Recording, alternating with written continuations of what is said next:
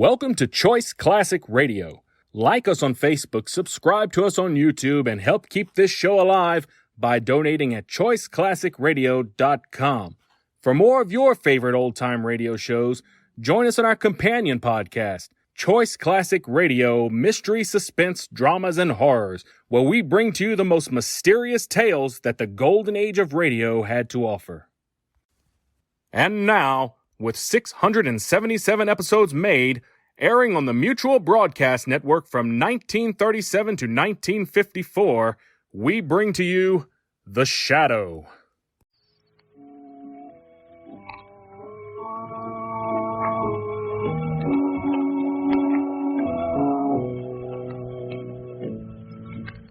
Who knows what evil lurks in the hearts of men? The Shadow knows.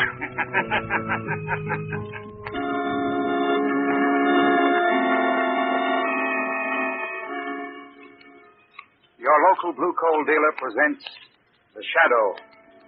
These half-hour dramatizations are designed to forcibly demonstrate to old and young alike that crime does not pay. Today, at the close of our Shadow adventure, we have a distinguished guest whom we are very anxious to present to our audience. Our guest is a very charming young lady who spends her time preventing crime. I know you will all be interested to hear what she has to say, so be sure to listen.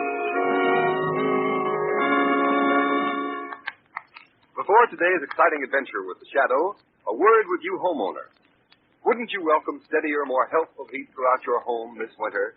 Wouldn't you like to put a stop to colds in your family brought on by on and off variations of heat?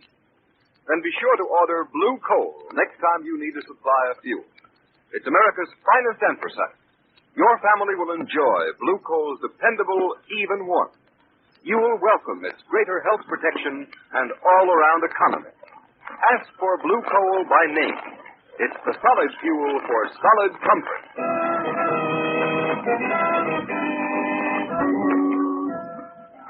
The Shadow, mysterious character who aids those in distress and helps the forces of law and order, is in reality Lamont Cranston, wealthy young man about town. Cranston's friend and companion, the lovely Margot Lane, is the only person who knows to whom the unseen voice belongs. The only one who knows the true identity of that master of other people's minds, the Shadow. Today's story, Guest of Death.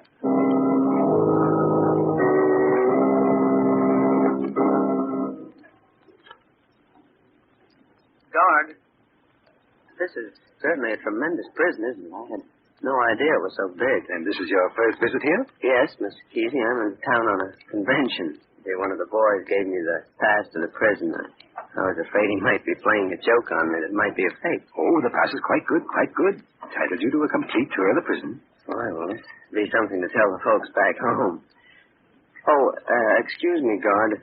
Do you mind if I ask you a question? Not at all. What is it? That little gray building down there across the courtyard. What is that? That's the death house. Oh. Well, I don't suppose you take visitors in there, too, do you? Oh, yes, certainly. You want to see it, of course. Well, Mr. Kesey, I guess it would be a thrill. Thrill? Yes, it would be the greatest thrill you ever experienced.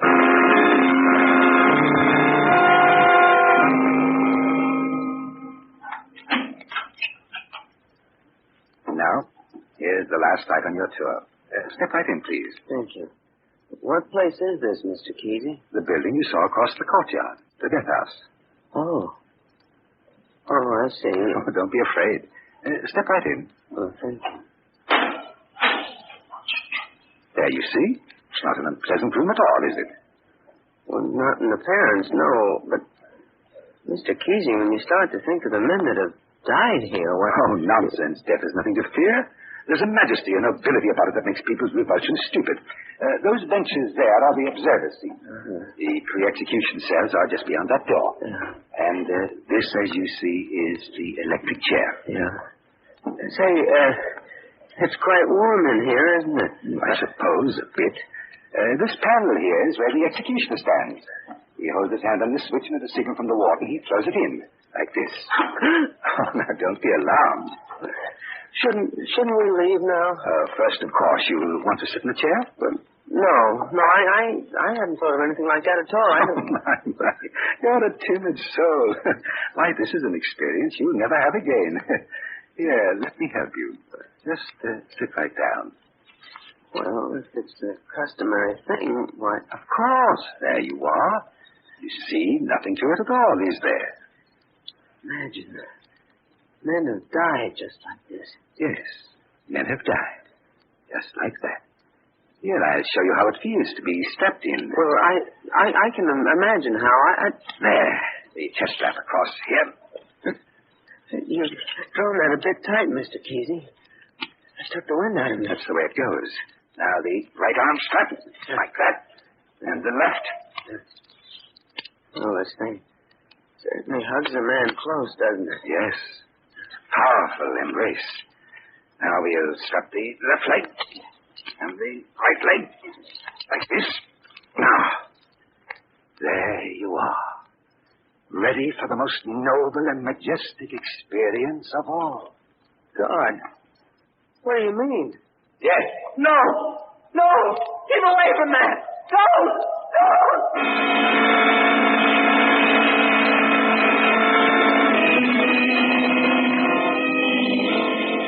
X-ray, visitor dies in death house. Read all about it. Visitor dies in death house. X-ray, visitor dies in death house. Read all about it.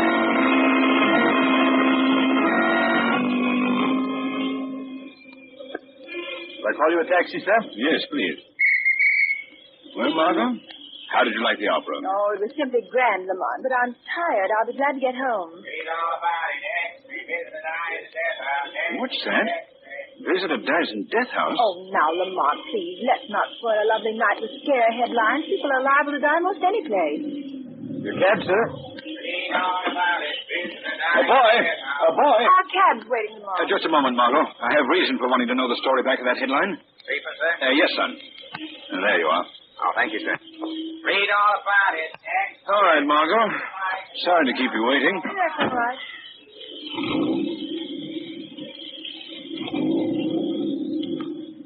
Oh, I know you're just dying to get to your story, so go right ahead, Lamont. Go ahead, read it. Here, I'll switch on the light. Well, thank you, Margot. Well, there isn't much to it.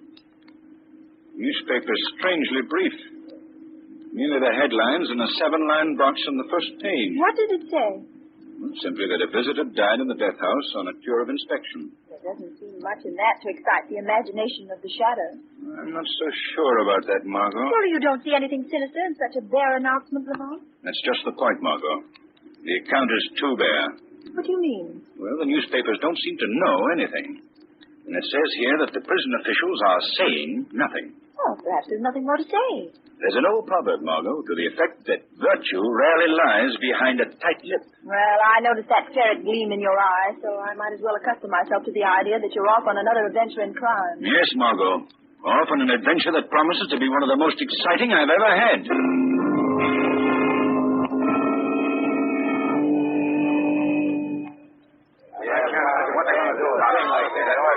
Quiet, boys. Hello? Commissioner Weston speaking. What? You can't get the warden on the phone? I can't. This is the police department. He can't ignore us. Well, you try him again, and keep trying until you get him. Now, hold it a minute, boys. Gropey. Yeah? What happened when you went out to prison? Oh, the same thing that happened to your phone call, Chief. Nothing. Couldn't you get any information? All I could find out was that the guy was in town on the furniture convention. He got a pass to see the prison, and some guard by the name of Kesey took him through. Did you question this Kesey? He couldn't get a hold of him. Why not? Well, Chief, we found out that he lives way up on the Cape, so Jim here and me went out there. And then what happened? Nothing. If somebody says nothing to me again, I'll... Just a minute. Yes. Hello? Commissioner Weston speaking. Good evening, Commissioner Weston. Oh, you again. Yes, Commissioner. The Shadow. Just a minute. Hold the line. You men wait outside. I'll call you if I need you. Okay, Commissioner. We'll be right out. All right, Shadow. Go ahead. What's on your mind? I called to find out what you know about the death of that visitor out of prison. I don't know a thing, and I can't find out anything. The prison officials don't seem inclined to cooperate at all. Did you know, Commissioner, that a short time ago another visitor died in the death house? What? Another visitor? Yes. First visitor's death passed almost unnoticed. But now, Commissioner, another. Say, this puts a new light on the whole matter. Calls for immediate action. No, Commissioner. Hold everything until you hear from me.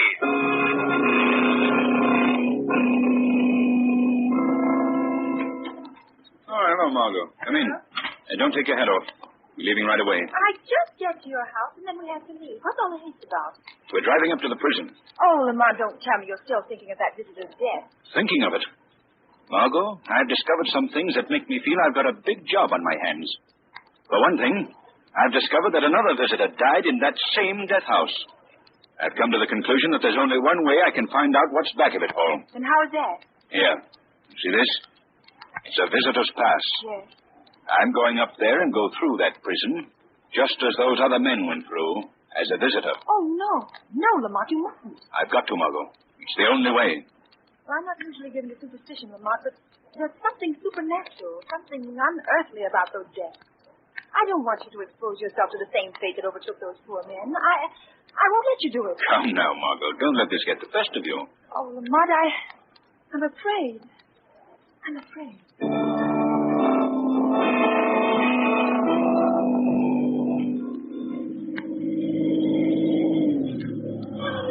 This is all right, Margot.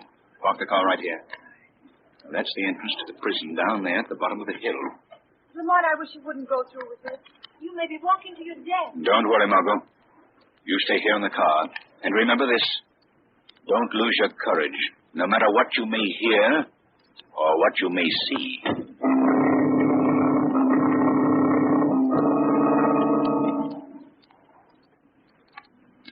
Hello, Keesey. You here again? Yes, Mr. Harper. I'm taking this gentleman, Mr. Cranston, on a tour of our institution.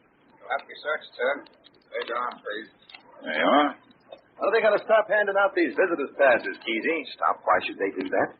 Well, I should think they'd be a little more careful because of what's already happened around here. Oh, nonsense, Mr. Harper. Accidents will happen, you know. No reason why prison routine should be upset unnecessarily. All right, Mr. Cranston, you're okay. Thank you. Open up, Don. Right. Okay, Keesey, the place is yours. Thank you. Come right along, sir. Don't forget, Keesey. Bring him back alive.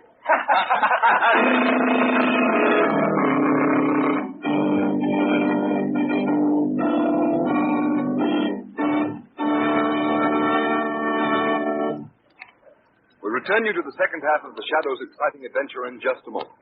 In the meantime, homeowners, let me remind you that there is one sure way to save yourselves time, trouble, and money in heating your homes this winter.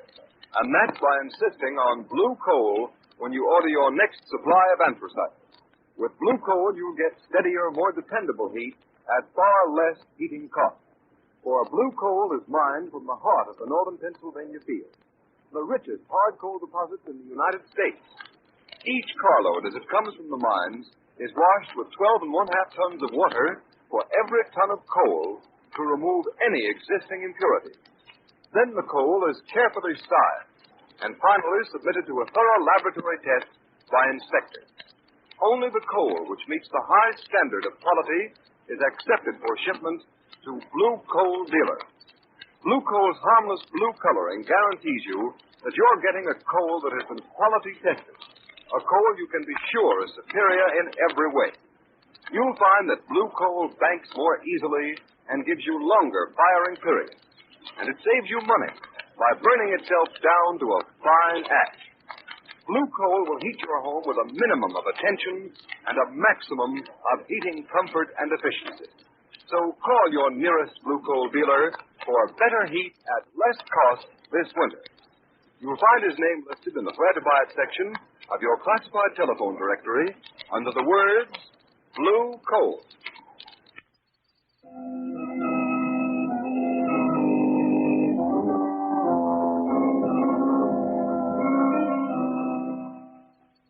So, this is the death house, eh, Kesey? Yes, Mr. Cranston. The end of your prison tour. Eerie sort of place, isn't it? Oh, that depends on the viewpoint. You've worked in this prison a long time, haven't you, Kesey? I've been here 35 years, Mr. Cranston. Really? Sir, 35 years in the service. Yeah. Is this your regular job, taking visitors through the prison? Yes, I've been doing this for several years. But It's a poor substitute for the place that rightfully belongs to me. The place that rightfully belongs to you. What do you mean by that? Nothing. Nothing at all. I shouldn't even have mentioned it. Come now, this has nothing to do with your tour of the prison. Oh, I'm sorry. I didn't mean to pry into your affairs. Now, pay no attention to what I've said. I'm a bit out of sorts today, nervous, I guess. Yes, I understand. I suppose I'd be nervous, too, if I did the things you've done. The things I've done, Mr. Cranston? What do you mean by that? Oh, nothing, Kesey. I'm just thinking of how I'd be affected by 35 years spent in a place like this. That's all. It does play on a body's nerves. But a single visit can affect the nerves even more than 35 years. I'm afraid I don't understand. Oh, not now, perhaps. But you will. Oh, you will. Well, it's been a very interesting tour, and I'm much obliged to you. I must be running along now. But I haven't explained this room, the death house, to you. Well, that's hardly necessary. Surely you wouldn't leave without sitting in the electric chair, Mr. Cranston. My curiosity doesn't go to such extremes. But every visitor sits in the chair. Well, Kesey, you've been very thorough in showing me through the prison, so if you feel I'm spoiling your final touch, why, of course I'll sit in your chair. Ah, good. Sit right down. All right. There we are. Now I'll strap you in. Oh, it won't take a minute. There. The chest strap's on already, you see. Well, you certainly did that with amazing speed, Kesey. Like an expert. I am an expert, Mr. Cranston. Years ago, I was a member of the execution squad. Really? Then you participated in the actual executions? I was one of the men whose job it was to strap the condemned in the chair. The man for each strap, you know. Speed is important. The quicker it's done, the less the condemned suffers. I was on the chest strap. That happens to be the most important one. I can testify to your efficiency. I can hardly move a muscle. I don't suppose you can. There we are. Snug as a bug in a rug. But not so comfortable. By the way, Mr. Cranston, you remember the famous Carlton case, don't you? Oh, very well.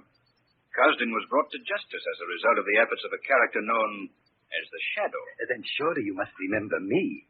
My picture was in all the newspapers at the time. Oh, really? I suppose you helped to strap Cosden in the chair. Oh, no. I executed him. You what? Oh, it was a very unusual case. You see, we had a new executioner. At the last moment, the poor fellow's nerve gave away. Oh, there was quite a to-do. Cosden was already strapped in the chair. The warden was beside himself. Somebody had to bring matters to a conclusion. So, I volunteered my services. As executioner? Yes. Oh, it was quite an experience. First and only time I ever attracted the least bit of attention. But it was the cause of the most bitter disappointment in my whole life. Disappointment? You see, I'd hoped that my service would be rewarded with a permanent appointment as executioner. You had an ambition to make a career of it? Oh, well, why not? Hundreds of others applied for the job. Oh, it's a position of distinction. You say you were promised the job? Yes, but the authorities didn't live up to the promise. They cheated me, robbed me of what was mine. Oh, I wouldn't let it disturb me so if I were you. Disturb me? It's rankled in my heart throughout the years and left me with one consuming desire. To hate. A hatred like that can hurt no one but yourself. You think not, and I know better. I'll make them pay for what they've done to me. I'll make them pay. I think you have an entirely wrong attitude, Kesey. Well, this has all been very exciting, and now if you'll unstrap me and let me out of this electric chair, What? Let you out of the chair, Mr. Cranston? Never. I'm going to give you what I gave the others. What do you mean, Kesey? In a moment, I'm going to pull the switch and fling you into eternity. Let me out of this chair. Yes, I'll let you out. You can't do anything like that. You can't get away with it. I told you I'll make them pay for what they've done to me. Get yourself together, man. Why do you want to wreak your vengeance on people like me? Because you are people, and the people cheated me, and they'll pay for it. Kesey, you're a fiend. I'm a cheated man. That's only your excuse, an excuse you offer your conscience to justify the things you do. There's only one reason for you doing a thing like this, Kesey. The desire to satisfy a vicious urge in your diabolic nature. Shut up, I said. You can't go through with this thing without your excuse. Well, I'm going to take that away from you. I'm going to turn you inside out and show you the fiend you really are. I'll let you. I'll shut you up. I'll put the headpiece on and cover your face with a death. Don't you dare! You can say what you want now. I don't have to hear you. Now, the switch and eternity.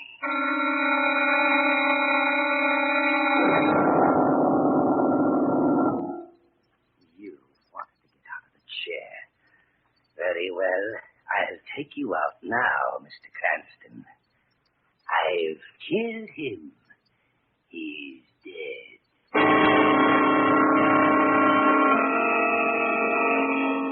Hey, lady.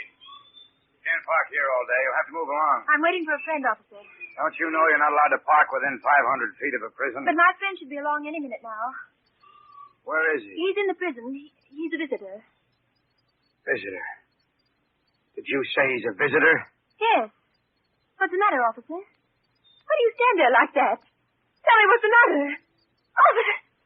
Oh, Lamont. Lamont.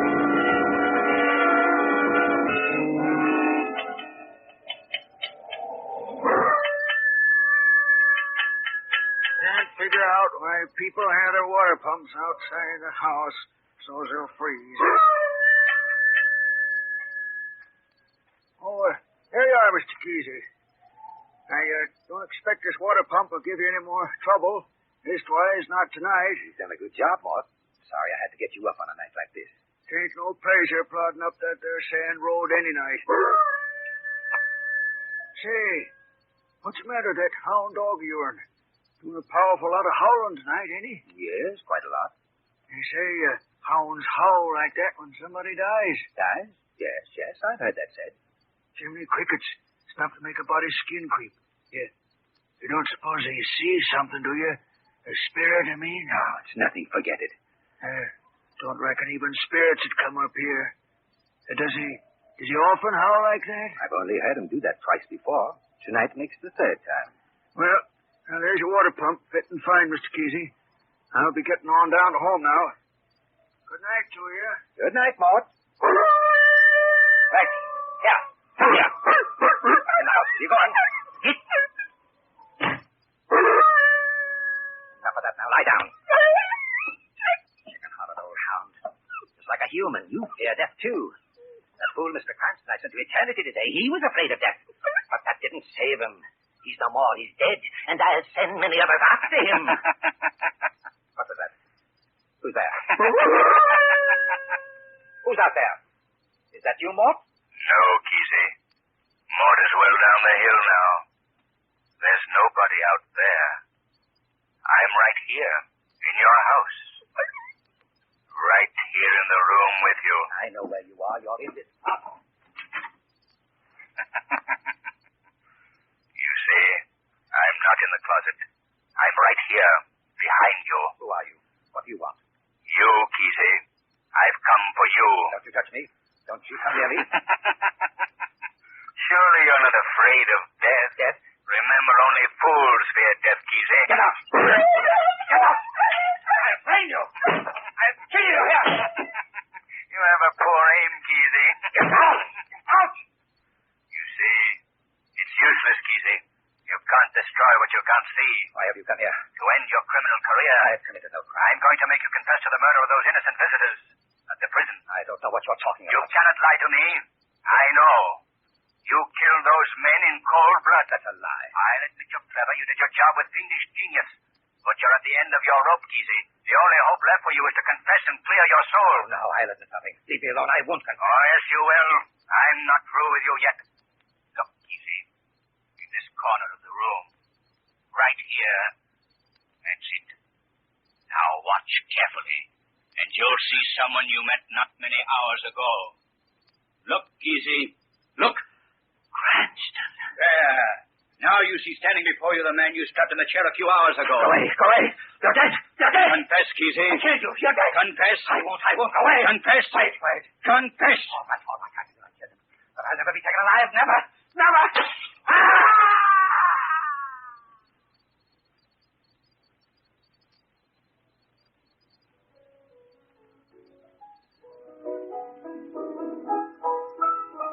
Lamont, stop playing for just a minute. Very well, Margot. No, I can't understand how Kesey could have hidden his crimes for so long. It's quite understandable, Margot. Each of Kesey's victims seemed to have died from natural causes. But Lamont, Now, let me explain, Margot. You see, Kesey was somewhat of a student of the psychology of fear. And this knowledge and the victim's natural fear of a factual instrument of death, the electric chair, enabled Kesey to produce a fear paralysis that stopped the hearts of his victims. They died of heart failure. Then he didn't actually electrocute them? He couldn't, Margot. The electric chair is never hooked to the powerhouse except during a legal execution. But you, Lamont, I thought you were dead. Well, Margot, I produced a death condition by a little trick in self-hypnosis that I learned from an old Hindu. I let Kesey think he had actually killed me. But it's an amazing case, Lamont. I'm glad it's over. Yes, Margot, it's over.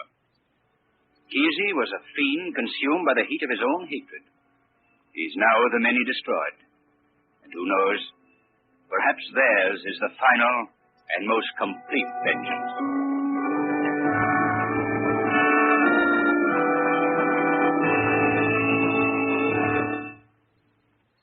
In a moment, we shall present to you our charming guest of the afternoon. But first, here's John Barclay, Blue Coal's heating expert, with an important message.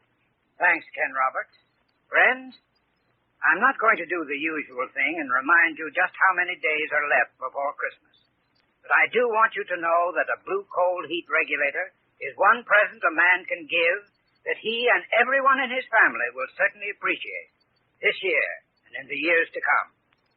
A Blue Coal heat regulator is a thermostat which automatically controls your furnace dampers. It enables your family to keep the entire house at just the temperature they wish, day and night, by simply raising or lowering the thermostat control. And a Blue Coal heat regulator is one present which will pay for itself in the long run. It will save coal, eliminate constant trips to the cellar, and cut down much of the time and trouble of constant furnace attention. So, homeowners, be sure to get in touch with your nearest Blue Coal dealer. Ask him about a Blue Coal heat regulator.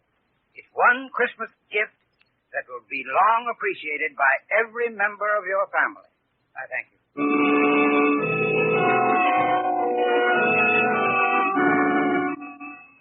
Ladies and gentlemen, the sponsors of The Shadow are extremely happy to introduce to you a young lady who devotes her time to the problems of New York City's maladjusted families, from which so often spring undesirable citizens and lawbreakers. It is with great pleasure that I introduce to you Miss Anne Halperin, Probation Officer of the Family Division of the Domestic Relations Court of the City of New York. Well, that sounds like a big job for such a little lady. Trying to help other people adjust their difficulties is always a big job, Mr. Roberts. But knowing that we are helping parents and children make the most of their lives makes it intensely satisfying work. And a mighty fine piece of work you're doing, too, Miss Halperin. Thank you, Mr. Roberts. I certainly hope so. I feel that I cannot stress too strongly the part that an unhappy or broken home can play in the formation of criminal habits.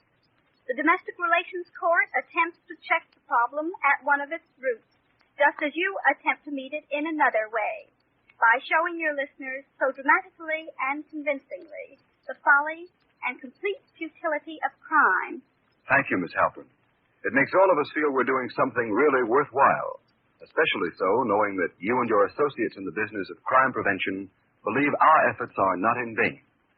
It's been a real privilege to have you as our guest this afternoon, and we thank you very much, Miss Halperin.